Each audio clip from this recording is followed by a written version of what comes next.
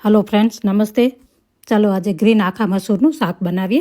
એના માટે પેનમાં 1 ટેબલસ્પૂન તેલ નાખવાનું, 1 ટીસ્પૂન જીરું નાખવાનું।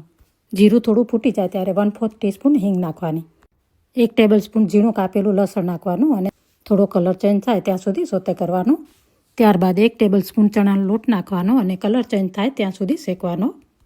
હવે કલર ચેન્જ થઈ ગયું છે તો 2 મીડિયમ સાઇઝની ડુંગળીને કટ કરીને નાખવાની અને થોડું નિમક નાખી દેવાનું।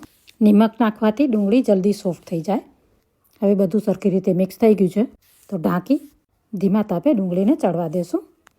2 મિનિટ પછી 1/4 કપ પાણી નાખી સારી રીતે મિક્સ કરી લો ટુ મીડિયમ ફ્લેમ ઉપર 4 થી 5 મિનિટ માટે કવર કરી અને ચડાવશું। વચ્ચે વચ્ચે ચલાવતું રહેવાનું। 5 મિનિટ પછી 2 મીડિયમ સાઇઝના ટમેટાને પીસી લીધા છે એ નાખી દઈશ। એની સાથે મસાલા નાખી દઈએ। મસાલામાં અડધી ટીસ્પૂન હળદર, 1 ટેબલસ્પૂન ધાણા પાવડર, 1 ટીસ્પૂન લાલ મરચું નાખી સારી રીતે મિક્સ કરી પછી પલાળેલા મસૂર નાખી દેશું। ગ્રીન મસૂરને મેં 5 કલાક માટે વોર્મ વોટરમાં પલાળીને રાખ્યા હતા। મસૂરની સાથે 1 કપ પાણી નાખી દીધું છે। એને પહેલાં મિક્સ કરી પછી જોઈએ એ પ્રમાણે પાણી એડ કરી દેવાનું। હજી મસૂર ઘાટા છે તો એની અંદર બીજું 1 કપ જેટલું પાણી નાખ્યું છે તો મેં ગરમ પાણી નાખ્યું છે। ગરમ પાણી નાખવાથી કુકિંગ પ્રોસેસ રૂકે નહીં એટલા માટે।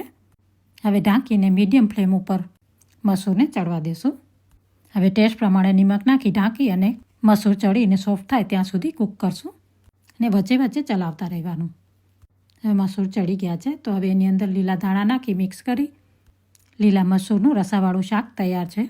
આ શાકને તમે રોટલી, પૂરી, પરોઠા ગમે એની સાથે સર્વ કરી શકો છો। તમને આ રેસીપી ગમી હોય તો લાઇક, શેર અને ફોલો કરજો। Thank you for watching. C you soon.